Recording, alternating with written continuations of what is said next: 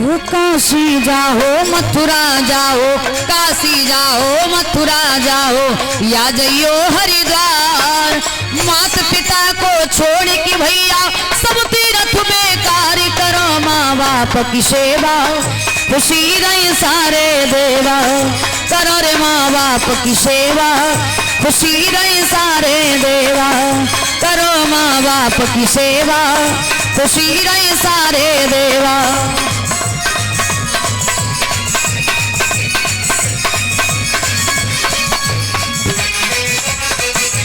जय हो।